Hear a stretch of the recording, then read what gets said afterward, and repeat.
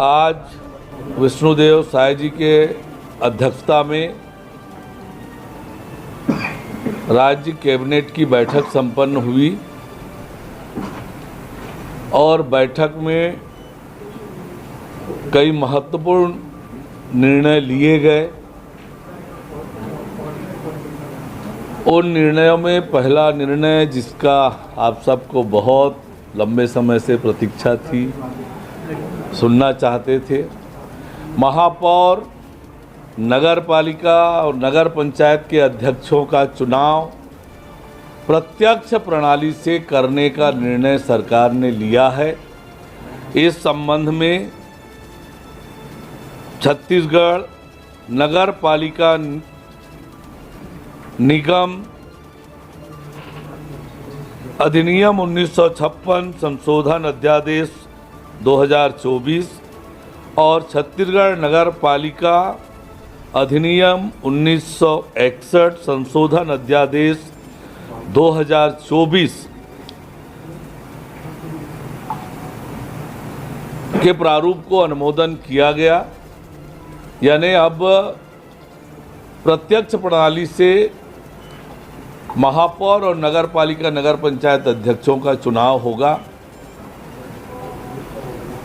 1999 तत्कालीन मध्य प्रदेश के समय से प्रत्यक्ष प्रणाली से ये चुनाव होता था, पर 12 दिसंबर 2019 को तत्कालीन सरकार ने अध्यादेश जारी कर पार्षदों से ही चुनाव कराने का निर्णय किया गया था। उसको पूर्ववत अब प्रत्यक्ष प्रणाली से चुनाव करने का जो अध्यादेश है 2024, उसके प्रारूप का अनुमोदन किया गया।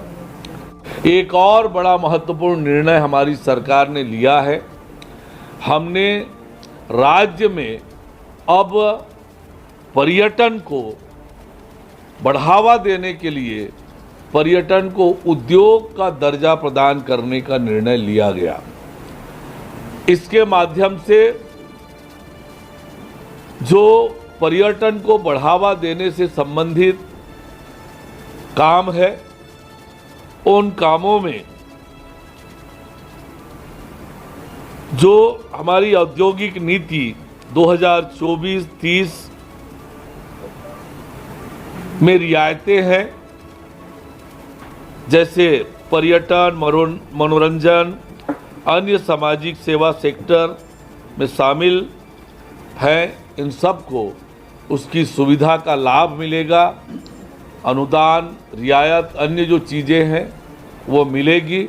इससे एक तरफ जहां पर्यटन को बढ़ावा मिलेगा, पर्यटन सुविधाओं में विस्तार होगा और दुनिया भर के पर्यटक सुविधाएं मिलने पर यहाँ पर आएंगे और पर्यटन सुविधाओं का भी विस्तार छत्तीसगढ़ में होगा, तो निश्चित रूप से आने वाले समय में पर्यटन को उद्योग का दर्जा मिलने से पर्यटन में वृद्धि होगी।